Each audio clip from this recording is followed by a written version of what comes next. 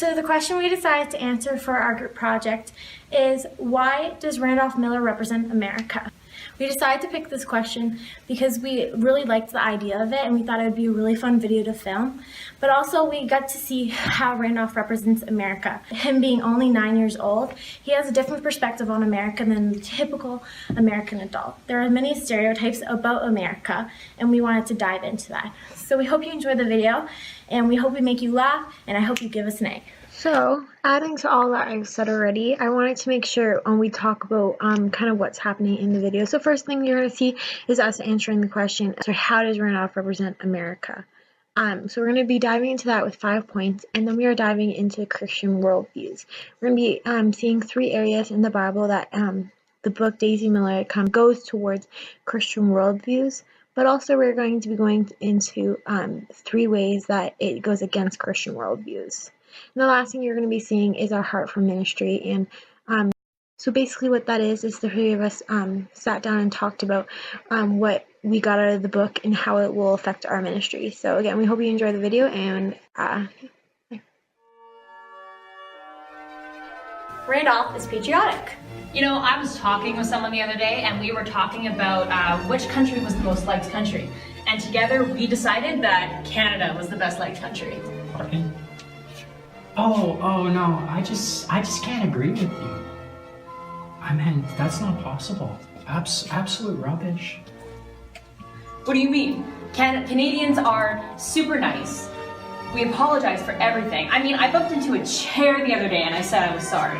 See, that's your problem. We don't say sorry for things that we don't actually mean. Like, come on, we have enough senses to actually mean what we're about to say. Like, if I'm truly sorry, I'm gonna be sorry. You know, come on, I'm a gentleman. I'm a little gentle little boy. American men are the best. I'm sorry you feel that way. Well, Everything in America is better.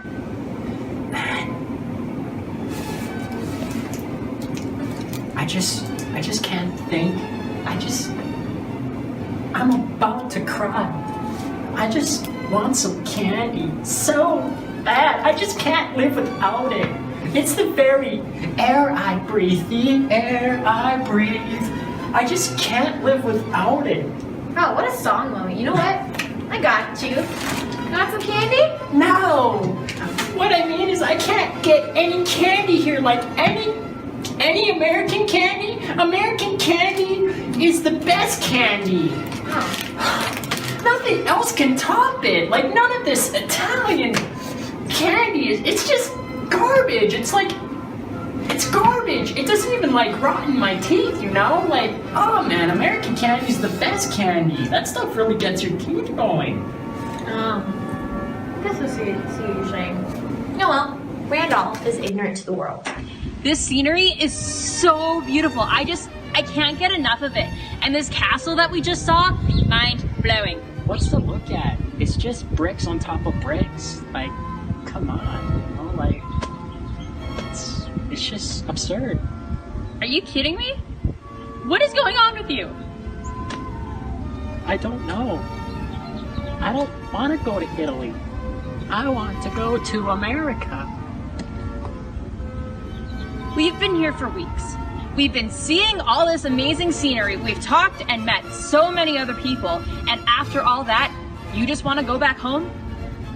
Well, of course. America's the greatest country in the world. Come on.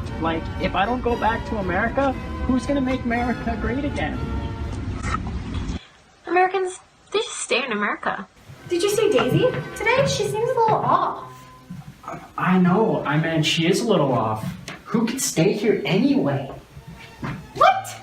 I don't understand. What do you mean? Well, it's going around at night, and that's what made her sick. Oh. You know, she is always going around at night. I shouldn't think she would want to. It's so dark here. Come on, there's no moon here. America has such a good moon. It's the best moon in the world, you know? I guess I never really thought of that.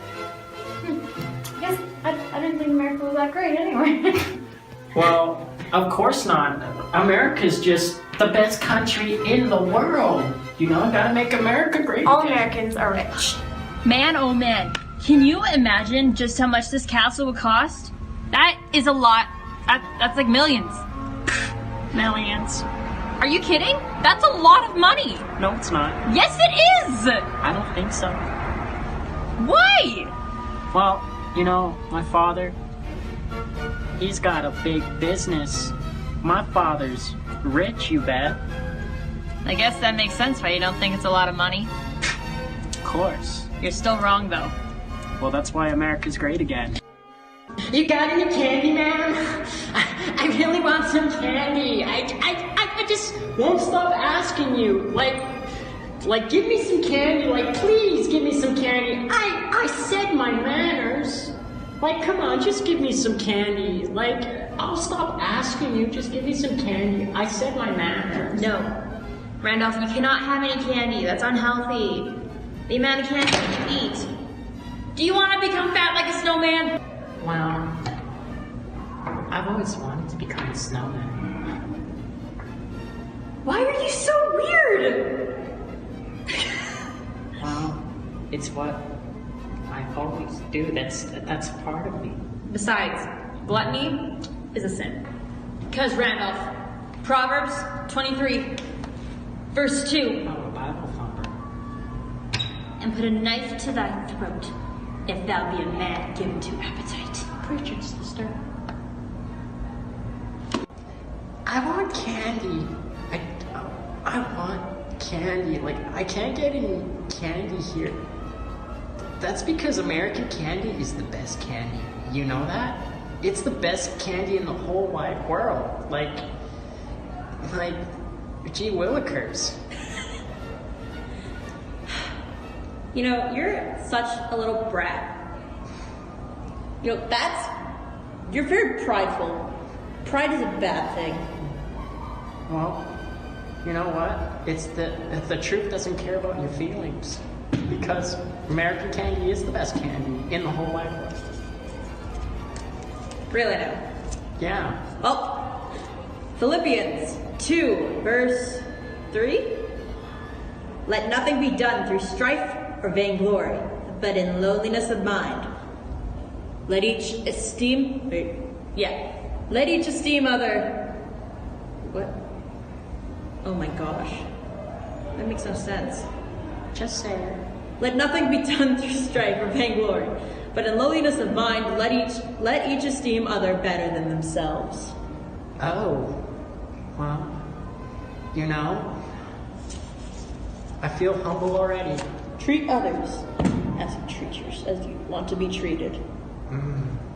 So if I'm gonna treat others the way I want to be treated, that means that you want candy too, just like me. Yes! Candy!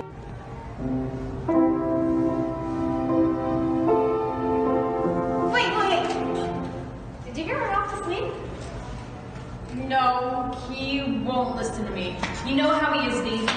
I wish his father were around to spank him. He needs the discipline. Man, he's getting tools for that mother of his. Yeah, you're probably right. Anywho, did you know that the Bible says you should not disobey your mother or father?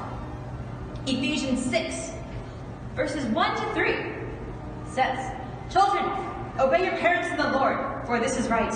Honor thy father and mother, which is the first commandment with promise, that it may be well with thee, and thou mayest live long on the earth.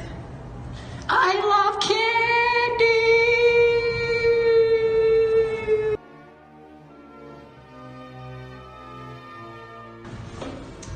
So, tell me about what you're born. Wow. He seems perfectly nice. I really like him. This is the problem.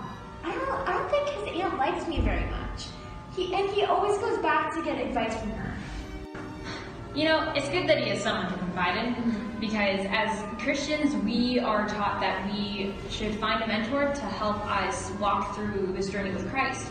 And we are also taught that if we have friends that are new to the faith, that we should walk with them and help them in this new life that we've chosen. In fact, Proverbs 13, verse 20. He that walketh with wise men shall be wise, but a companion of fools shall be destroyed. Thank you. Appreciate it. You're welcome. Are you going to Italy? I don't want to go to Italy. I want to go to America. You just want to go home? Yeah, I just want to go home. You know, Christians feel the same way. We just want to go home to heaven where Jesus has prepared a place for us. In John 2-4, I believe. John 14, 2-4. Oh. Jesus says, "In my Father's house are many mansions. If it were not so, I would have told you, I go to prepare a place for you. And if I go prepare a place for you, I will come again and receive you unto myself, that where I am, there ye may be also. And whither I go, ye know, and the way ye know." It was beautiful. I hear you do a fair bit amount of traveling. Well, I'm going to the Alps. My sister and I are going to Rome in Italy. And I'm free to do whatever I want. As long as I'm with my mother and sister. Well, did you know that in the gospel that we are free? We are free to do things we want because Jesus made the ultimate sacrifice for us. It was John 8, I believe. John 8. Just not free to sin. Okay, John 8, verse 36 says, "So if the Son sets you free, you are free indeed." So we are free to go and travel with the gospel. We are free to tell everyone about it. It's such a great opportunity we have, isn't it? So good. Oh, that's so beautiful. Touch my heart.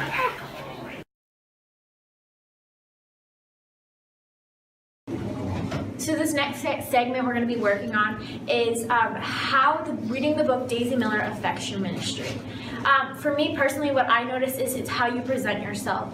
So in the book, Daisy presents herself very much as a flirt, and you can see that through other people as well. And for me, when you are going into ministry, you need to present yourself properly, and you need to be honoring to God and to other people. And so the way you present yourself, the things you do, the things you say, and everything that you overall in that perspective area kind of thing, that is how it affects our ministry. We need to be respectful to people around us, and how we present ourselves is very important. And I think the book helped me see how important it is to present yourself. Hi, I was Randolph, Yeah, I like candy, but I don't blame him, So I just wanted to talk about how this book relates to my life. I went to South Africa, sorry for the candy in my mouth, but yeah, just sorry, the candy just gets you going, you know what I mean? But so back to the point of what I'm trying to say is, when I was in South Africa, what the South Africans did not appreciate is when Americans or Canadians compare themselves to their culture, so to the South African culture, saying that their stuff is better. Like for example, one thing I even caught myself saying is like, man, this South African food just tastes like crap. Man, you guys have like crappy food. Our food is better. And so how this affects your ministry is when you compare yourself to others and you're not being humble. How can you preach the gospel if you're being a stumbling block, comparing yourselves to others? It's really gonna hurt those people. So the best way to help these people is to not look down on them and not to say that your stuff is better, because I've never lived with them and I don't understand who they are and what they are and what kind of food they like and whatnot. They grew up with it their whole lives. So like, if I was humble enough to just be a part of their culture and not compare myself to them, like how I compared myself with their food and my food. Just don't be a burden, So the way that this book helped me understand some things that might happen in ministry is looking into how Randolph Miller behaves around his sister and his mother. He seems to be very entitled and very spoiled. And I know that in this day and age, there are a lot of people who sadly are They do act like that. And especially with their parents, they feel like that their kid deserves everything and they do anything that they can in order to get their kid that thing. And so in specific ministries that we work in, we may have to deal with people like that.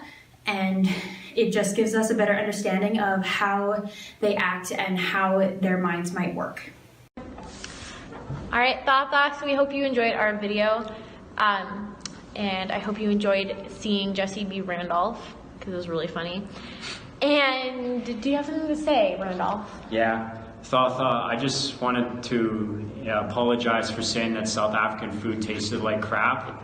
That was just back in the past when I wasn't grateful for what God has provided for me, but God has changed my heart. But that was me being honest at that moment of time. But my past doesn't define who I am today. My identity today is that I'm a child of God. Yay. So that was on my heart to tell you that I was convicted. So we got you. Amen. And please give us an A. Bye! And Bye!